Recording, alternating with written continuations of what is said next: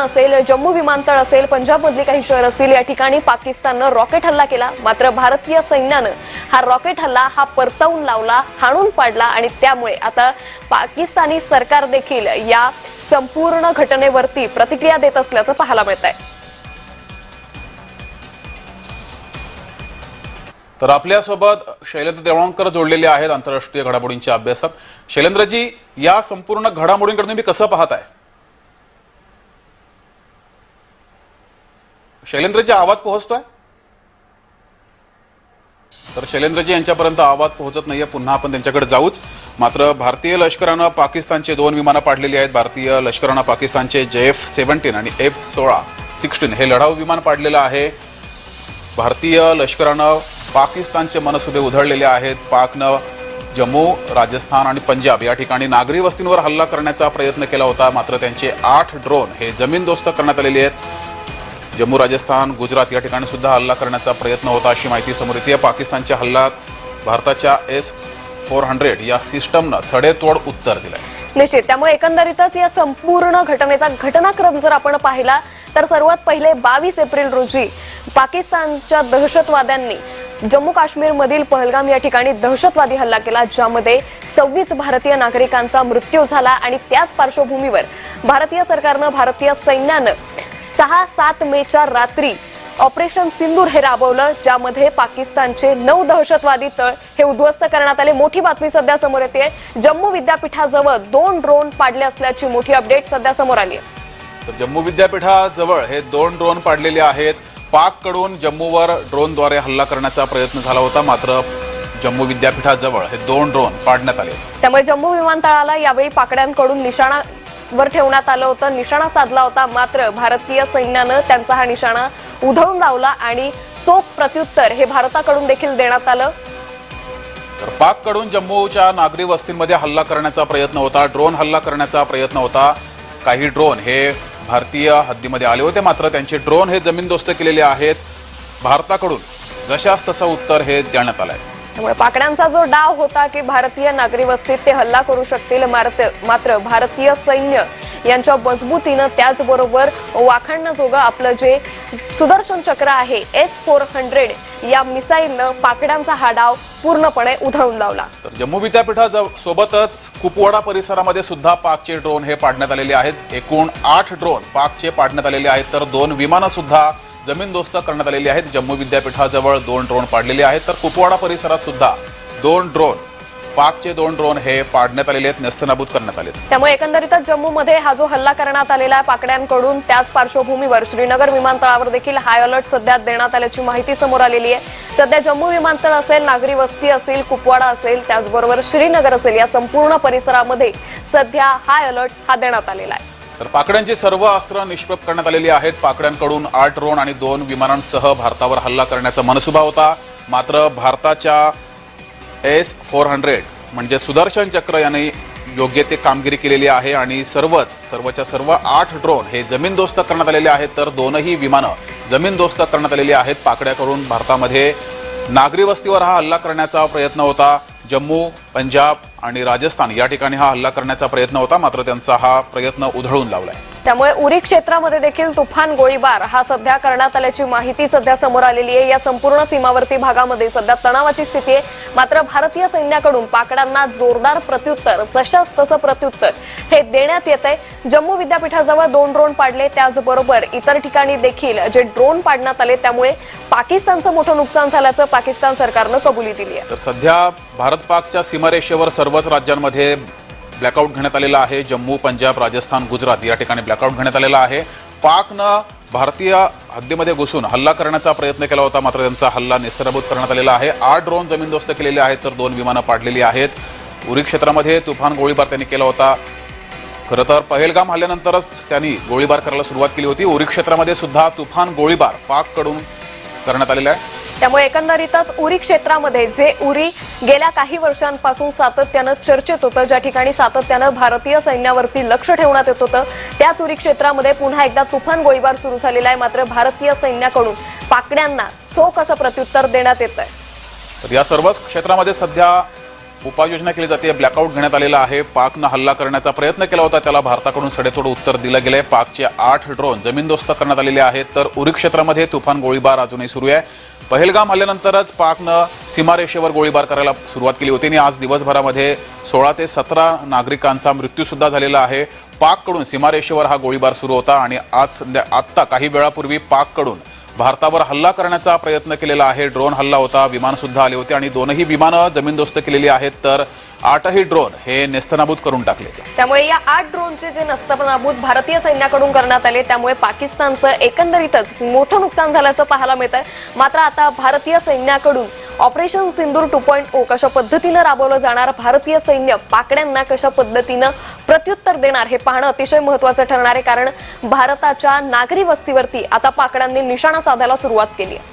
तर या सर्व तणावाची सुरुवात झाली होती पहलगाम हल्ल्यापासून. पहलगाम हल्ल्यामध्ये दहशतवादीने हल्ला केला होता, यामध्ये 26 पर्यटकांचा मृत्यू झाला होता. त्यानंतरच भारत पाकला सडेतोड उत्तर देणार अशी चर्चा होती आणि अखेर भारतानं पाकमध्ये आतमध्ये घुसून 9 ठिकाणांवर 9 दहशतवादी अड्ड्यांवर हल्ले करून 9 अड्डे हे नेस्तनाबूत केले होते. त्यानंतर पाक सुद्धा काहीतरी कुरघोडी करणार अशी चर्चा होती आणि अखेर पाकनं कुरघोडी करण्याचा प्रयत्न केलेला आहे.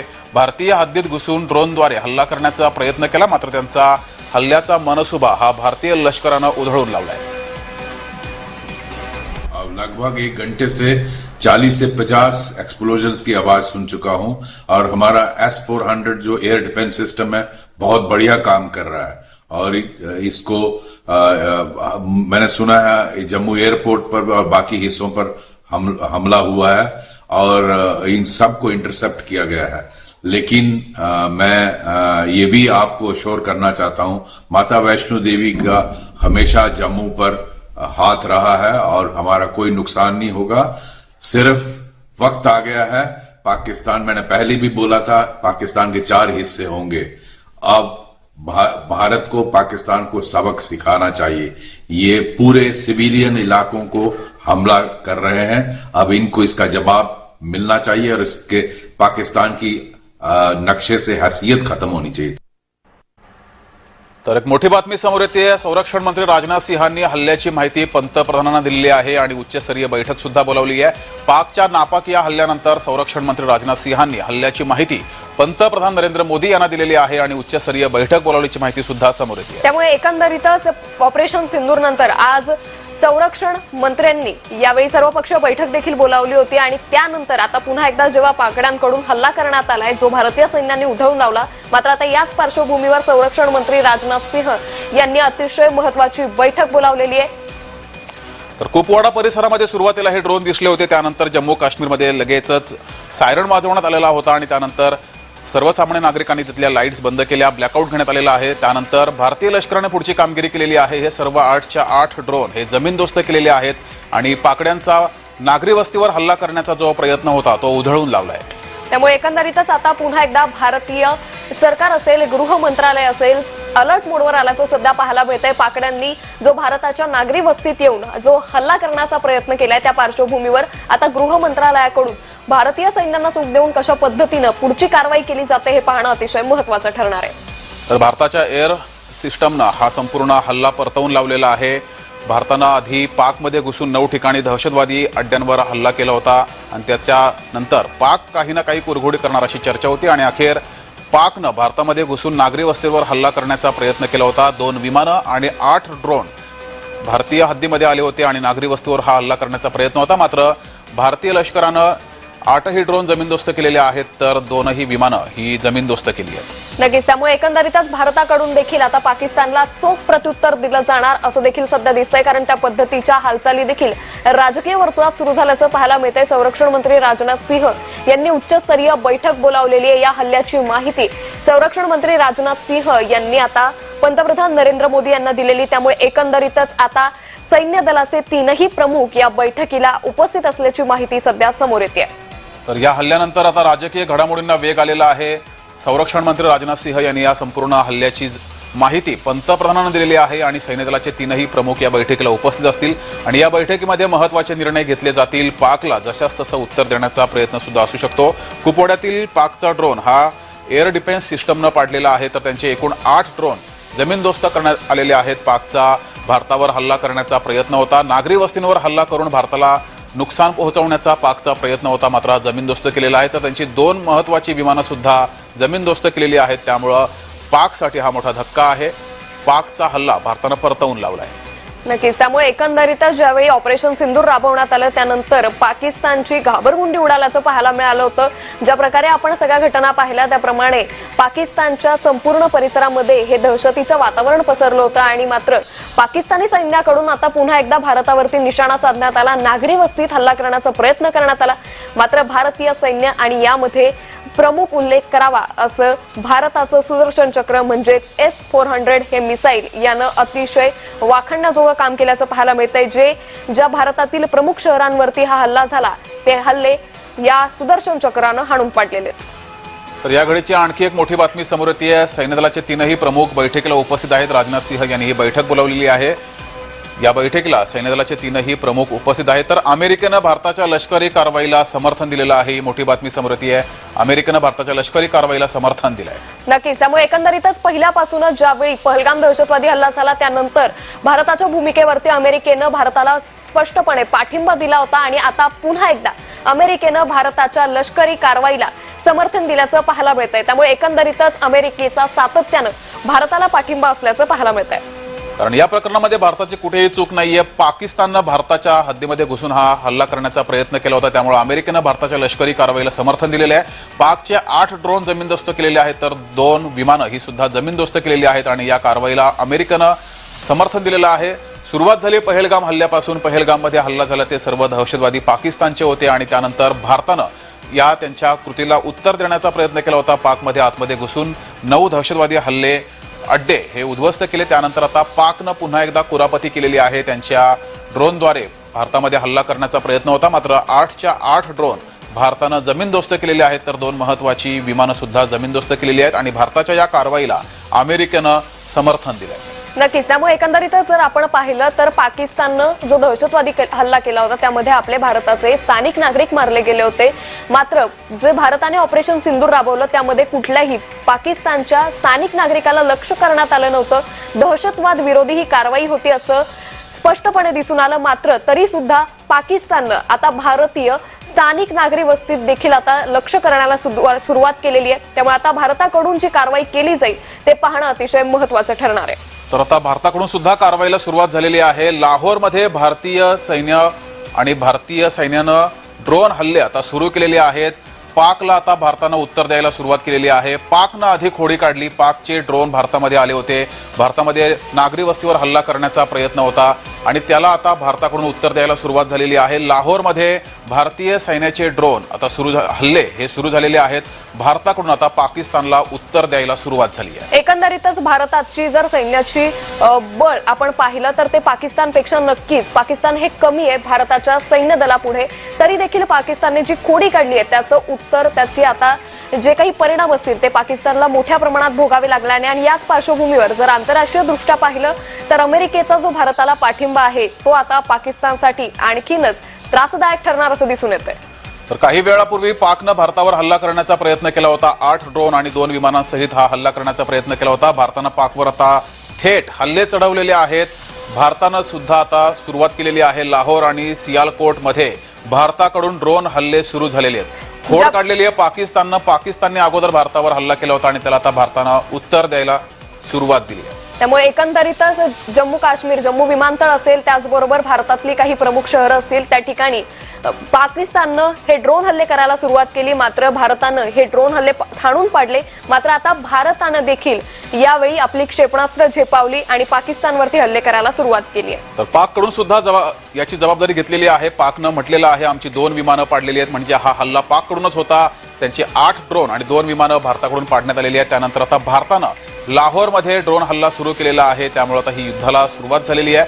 आधी पाकनं भारतीय हद्दीत घुसून भारतीय नागरी वस्तीमध्ये हल्ला करण्याचा प्रयत्न केला होता. मात्र त्यांचा हल्ल्याचा त्यांचा प्रयत्न हा उधळून लावलेला आहे. त्यानंतर आता भारताकडून पाकला उत्तर द्यायला सुरुवात झालेली आहे.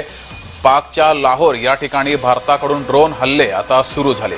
नक्कीच. त्यामुळे एकंदरीतच पाकिस्ताननं जे पहिलं पाऊल उचललं की भारताच्या नागरी वस्ती हल्ले करायला सुरुवात केली त्यावरती आता भारत देखील चोख प्रत्युत्तर देणार असं दिसतंय, कारण भारतानं आता पाकवरती हल्ले करायला सुरुवात केलेली. लाहोर असेल, सियाकोट असेल, ज्या ठिकाणी पाकिस्तानची मोठ्या प्रमाणात नागरी वस्ती आहे त्या ठिकाणी आता भारतानं हे हल्ले करायला सुरुवात केलेली आहे. त्यामुळे आता पाकिस्तानला हे प्रचंड महागात पडणार असं दिसतंय.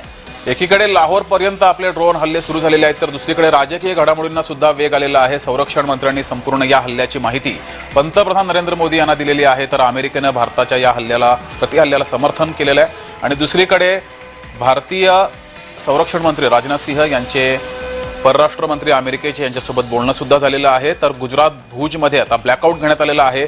सीमारेषेवर जे राज्य आहेत त्या ठिकाणी ब्लॅकआउट घेण्यात आलेलं आहे. पंजाब, राजस्थान, गुजरात, त्यानंतर जम्मू या ठिकाणी ब्लॅकआउट घेण्यात आलंय.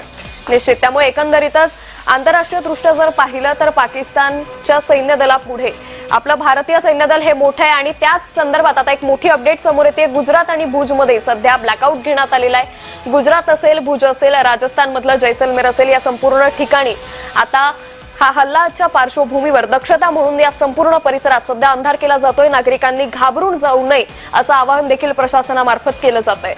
तर संरक्षण मंत्री या संपूर्ण हल्ल्याची आणि या संपूर्ण परिस्थितीची माहिती घेत आहेत. दक्षता म्हणून संपूर्ण परिसरामध्ये अंधार केला जातोय. कुठल्याही आपल्या नागरी वस्तीमध्ये हा हल्ला होऊ नये किंवा नागरी वस्तीचं कोणतंही नुकसान होऊ नये यासाठी गुजरात आणि भुजमध्ये ब्लॅकआउट घेण्यात आलेलं आहे. नागरी वस्तीमधील सर्व लाईट्स बंद केलेल्या आहेत. सीमारेषेवर जे राज्य आहेत त्या ठिकाणी जास्ती प्रमाणात दक्षता घेतली जाते. गुजरात, राजस्थान, पंजाब, जम्मू या पाकच्या सीमारेषेवर असणाऱ्या राज्यांमध्ये सध्या दक्षता घेतली जाते. तर राजनाथ सिंहांनी पंतप्रधान नरेंद्र मोदींना हल्ल्याची माहिती दिलेली आहे. सोबतच या संपूर्ण ठिकाणाची माहिती घेतात. आणि वैष्णोदेवी मंदिराजवळ सुद्धा सध्या ब्लॅकआउट घेण्यात आलेला आहे, कारण या ठिकाणी सुद्धा मोठ्या संख्येनं भाविक हे आहेत, त्यामुळे त्या ठिकाणी सुद्धा ब्लॅकआउट घेण्यात आला आहे. त्यामुळे एकंदरीतच भारतातल्या कुठल्याही नागरिकाला कुठल्याही प्रकारची इजा होऊ नये, कुठल्याही अघटित घटना घडू नये यासाठी आता भारतीय सरकार असेल, प्रशासन असेल, सैन्य दल असेल यांच्याकडून मोठ्या प्रमाणात खबरदारी घेत असल्याचं सध्या पाहायला मिळतंय. ज्या ठिकाणाहून पाकिस्ताननं हल्ले करायला सुरुवात केली ते ठिकाण म्हणजे जम्मू विमानतळ असेल, जैसलमेर असेल, गुजरात, राजस्थान, पंजाब या ठिकाणावरती आता मोठ्या प्रमाणात दक्षता म्हणून ब्लॅकआउट तर घेण्यात आलाय. त्याबरोबर नागरिकांना काळजी घेण्यासाठी सुरक्षा यंत्रणा देखील अलर्टवर आहे. तर अजित डोवाल आणि पंतप्रधान नरेंद्र मोदी यांच्यामध्ये बैठक सुरू आहे. सुरुवातीला संरक्षण मंत्री राजनाथ सिंह यांनी पंतप्रधान नरेंद्र मोदी यांना या संपूर्ण हल्ल्याची माहिती दिली. त्यानंतर आता अजित डोवाल आणि पंतप्रधान नरेंद्र मोदी यांच्यामध्ये बैठक सुरू झालेली आहे. गुजरात आणि भुजमध्ये या परिसरामध्ये आता दक्षता घेतली जाते. तर दुसरीकडे राजकीय घडामोडींना सुद्धा वेग आलेला आहे. आपले ड्रोन हे लाहोरपर्यंत पोहोचलेले आहेत आणि लाहोरवर आता ड्रोन हल्ला सुरू करण्यात आलेला आहे. त्या पार्श्वभूमीवर राजकीय घडामोडी सुद्धा सुरू आहेत. संरक्षण मंत्र्यांनी आधी संपूर्ण हल्ल्याची माहिती पंतप्रधान नरेंद्र मोदी यांना दिली. त्यानंतर अजित डोवाल आणि पंतप्रधान नरेंद्र मोदी यांच्यात आता बैठक सुरू आहे. ज्याप्रमाणे आपण पाहिलं तर पहलगाम दहशतवादी हल्ल्याचा बदला घेण्यासाठी भारतानं मात्र मानवतेचा धर्म हा सोडला नव्हता. फक्त दहशतवाद विरोधी हल्ला होता असं सातत्यानं दिसून आलं आणि त्याच प्रकारे भारतानं कारवाई केली. मात्र तरी देखील पाकिस्तान भारताच्या वाकड्यात जात नागरी वस्तीत पाकिस्ताननं हल्ला केला. आता त्या पार्श्वभूमीवर भारत देखील आपला मानवतेचा धर्म सोडून पाकिस्तानवरती हल्ला करणार का हे पाहणं महत्वाचं ठरेल. तरी दोन दृश्य आपण पाहतोय अंकिता. एकीकडे ड्रोन हल्ला जेव्हा जम्मूमध्ये झाला होता ती दृश्य, आणि दुसरीकडे गुजरातमधील दृश्य आहेत. गुजरात भुज या ठिकाणी ब्लॅकआउट घेण्यात आलेला आहे. संपूर्ण लाईट्स या बंद केलेल्या आहेत. त्यामुळं ही काळजी यासाठी घेतली जाते, जर पाकनं पुन्हा हल्ला करण्याचा प्रयत्न केला तर त्यांना कुठेही उजेड दिसू नये, नागरी वस्ती दिसू नये, यासाठी हा भारताचा प्रयत्न आहे. गुजरातमध्ये पूर्णतः ब्लॅकआउट घेण्यात आलाय. निश्चित. त्यामुळे एकंदरीतच ज्या ठिकाणी पाकड्यांचा सगळ्यात महत्वाचा निशाणा होता, निशाणावर जी शहरं होती त्या ठिकाणी आता हे घेतलं जाते. तर मोठी बातमी सध्या समोर येते. अजित डोवाल आणि पंतप्रधान नरेंद्र मोदी यांच्यामध्ये महत्वाच्या चर्चेला सध्या सुरुवात झाली आहे. राष्ट्रीय सुरक्षा सल्लागार हे पंतप्रधान नरेंद्र मोदी यांच्या भेटीसाठी दाखल झाले. या घडीची मोठी बातमी आपण पाहतोय. या हल्ल्यानंतर संरक्षण मंत्री राजनाथ सिंहांनी हल्ल्याची माहिती पंतप्रधान नरेंद्र मोदी यांना दिली. त्यानंतर आता पंतप्रधान नरेंद्र मोदी आणि संरक्षण मंत्र्यांची बैठक सुरू झालेली आहे. त्यातच भारताकडून पाकला उत्तर द्यायला सुरुवात झालेली आहे. पाकच्या लाहोरपर्यंत ड्रोन हल्ले सुद्धा व्हायला सुरुवात झालेली आहे. तर क्षेपणास्त्र हल्ला सुद्धा करायला सुरुवात झाली. जालंधरमध्ये पाकचा ड्रोन हल्ला भारतानं परतवलेला आहे. राष्ट्रीय सुरक्षा सल्लागार पंतप्रधानांच्या भेटीला गेलेले आहेत आणि महत्वाची ही घडामोड आपण पाहतोय. संरक्षण मंत्री राजनाथ सिंहांनी हल्ल्याची माहिती पंतप्रधान नरेंद्र मोदी यांना दिली. त्यानंतर अजित डोवाल आणि पंतप्रधान नरेंद्र मोदी यांच्यात बैठक सुरू आहे. तर संरक्षण मंत्र्यांनी सुद्धा महत्वाची बैठक बोलावली आहे. त्यामुळे एकंदरीतच ही संपूर्ण परिस्थिती सध्या पाहता जे पाकिस्ताननं नागरी वस्ती हल्ले करायला सुरुवात केली त्या पार्श्वभूमीवर आता राजकीय वर्तुळात देखील मोठी खळबळ माजल्याचं पाहायला मिळतंय।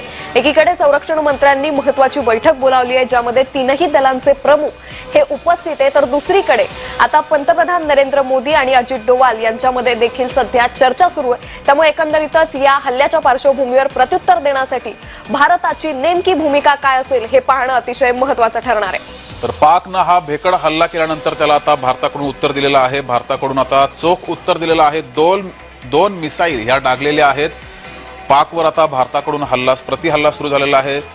पाकनं अगोदर भारतावर हल्ला केला होता, मात्र त्यांचा हल्ला निष्प्रभ ठरला।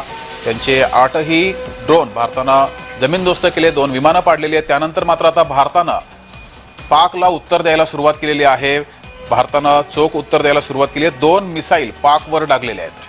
नक्कीच जगदीश सर, ज्या पद्धतीने आपण पाहिलं की ज्या पद्धतीने आता भारतानं